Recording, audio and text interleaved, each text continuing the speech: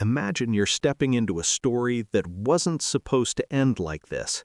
You remember the early days, panel gaps, rough edges, a car company learning in public. Tesla wasn't known for refinement, it was known for audacity, speed in a straight line, software that felt unfinished but ambitious, potential, not polish. Now pause. Fast forward to today.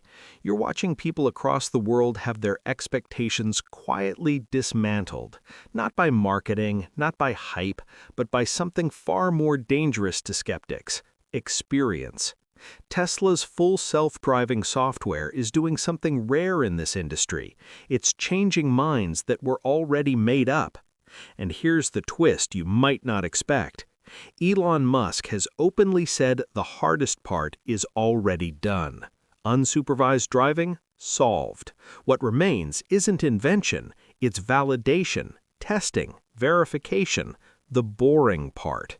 Which means the software that already looks unreal is about to level up again. And when it does, it won't be reserved for some distant future prototype. It drops straight into your car.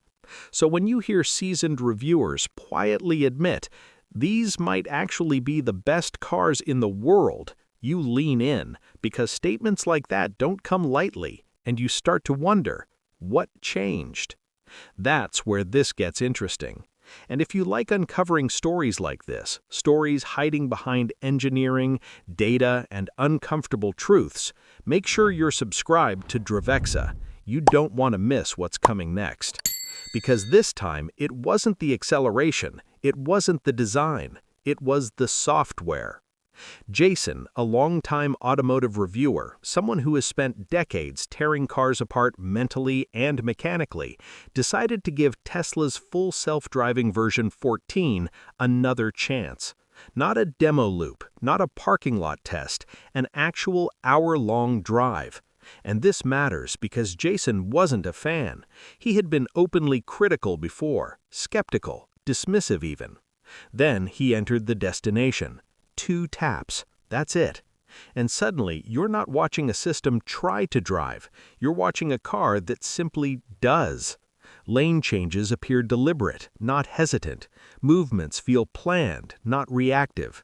No jerks, no nervous oscillations, just motion. Smooth, confident motion, the kind that makes you forget you're supposed to be supervising. You might expect it to drive cautiously, overly polite, like most driver assist systems. You'd be wrong. Tesla gives you personalities: chill, normal, hurry, and then there's Mad Max. Jason selected hurry, and the car took that personally. Picture this. A 55-mile-per-hour road. The car settles into the right lane at over 70. No drama, no wandering. Then an exit ramp appears, tight, unfamiliar, leading straight toward a known red light with cars already waiting. This is where you expect panic, hard braking, a disengagement, maybe a viral clip waiting to happen. Instead, at the very last moment where safety still lives, the system bleeds speed like a human who knows the road. Signal on, smooth deceleration, full stop, head check, right turn on red. Clean, controlled, almost boring. And that's the scary part, because boring is what confidence looks like. Then it does something even more unsettling. It parks. Not a showcase auto park, not a wide-open space, a real parking lot, real constraints. The car pulls in and backs itself neatly into a spot. No hesitation, no second attempt. That's when you realize something important has shifted. This isn't automation trying to impress you. This is autonomy trying not to be noticed. The drive doesn't end there. New destination. A narrow, awkward medical office parking lot that most humans approach cautiously. Tight turns, poor visibility, the kind of place robotaxis famously avoid. And yet the Tesla handles it. Turns, aligns, parks, again. At this point, you're not watching a feature, you're watching a philosophy play out in real time. This is what happens when a car company treats software like a living system instead of a checkbox, when neural networks train on billions of real-world miles instead of edge case simulations, when iteration happens weekly, not yearly. And that's only the beginning of what you're about to uncover. You hear Jason say it out loud, almost casually, but the implication is massive. That parking lot, not a challenge for a human, sure, but completely out of reach for most so-called autonomous systems, a place Waymo would simply avoid. And yet the Tesla didn't hesitate. It slipped in, parked, finished the job, then calmly drove all the way back to San Francisco like nothing remarkable had just happened. And that's when the context matters. Because Jason isn't some influencer chasing clicks. You're talking about someone with more than 20 years of experience tearing cars apart, reviewing them, engineering them in his head before most people even notice the badge. When someone like that pauses, reconsiders, and changes his mind, you pay attention. You might remember his Cybertruck breakdown. He went into it almost hoping to hate it, the shape, the philosophy, everything it represented.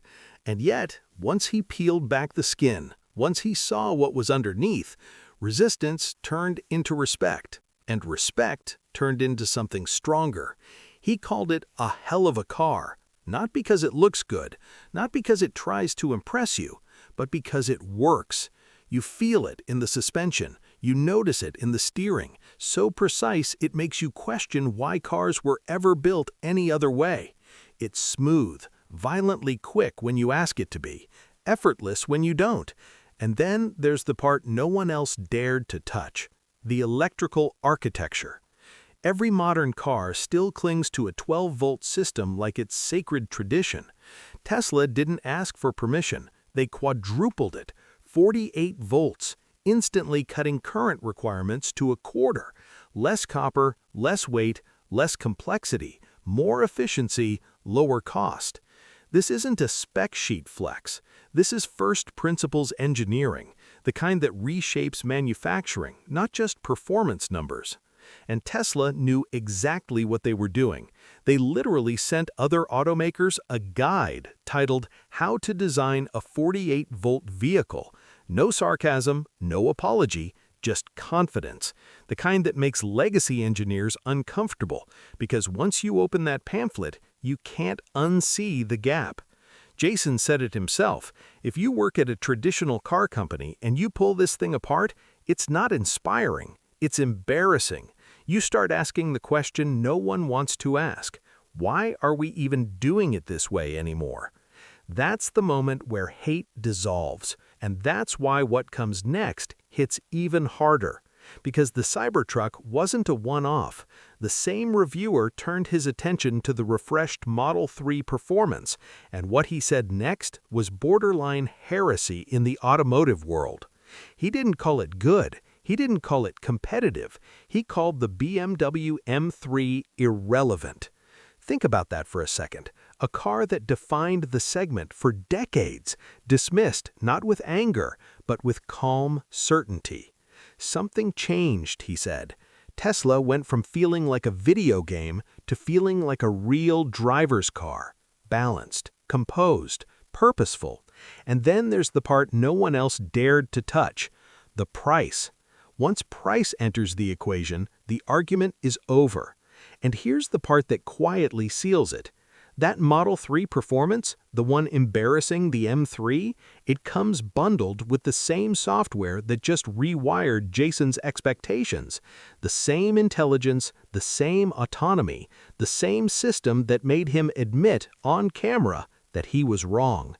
If this is the direction things are heading, and all signs say it is, you're not just watching cars evolve, you're watching the hierarchy reset.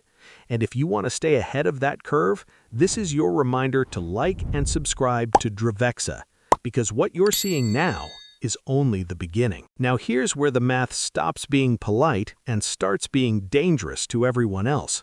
Because the price Jason mentioned, that's not even the full story. You can have a Model 3 performance, and for about $99 a month, you can let it drive itself whenever you don't feel like driving. Think about that. One moment you're carving through a mountain road, hands on the wheel, instant torque snapping you forward, one of the most entertaining driver's cars on the planet. The next moment, you're tired, bored, stuck in traffic, and the car simply takes over. Today, Tesla still holds a title no one else has managed to take away: the safest cars on the road. Not by margin after margin after margin. And that reality is becoming harder to ignore. Reviewers testing the refreshed Model 3 and Model Y aren't nitpicking anymore, they're nodding. This isn't styling controversy, it's engineering audacity. And here's the part that still catches people off guard. Tesla didn't always build cars well. 8 years ago, that was the criticism: loud, fair, unavoidable. But instead of freezing designs and waiting for model cycles, Tesla iterated relentlessly. Daily improvements, manufacturing lines treated like software, changes made cheap, fast, reversible. Over time, the gaps disappeared. So much so that Toyota called the Model Y a work of art, studied it, praised it, then started copying the production methods. That sentence alone would have sounded absurd back in 2017 when the Model 3 first launched and even Sandy Munro wasn't convinced. Now look where we are. Full self-driving, supervised, stands as the final piece of the puzzle. Not a gimmick, not a demo. The last missing layer that turns an already compelling car into something uniquely complete. That's why Tesla has quietly become the benchmark.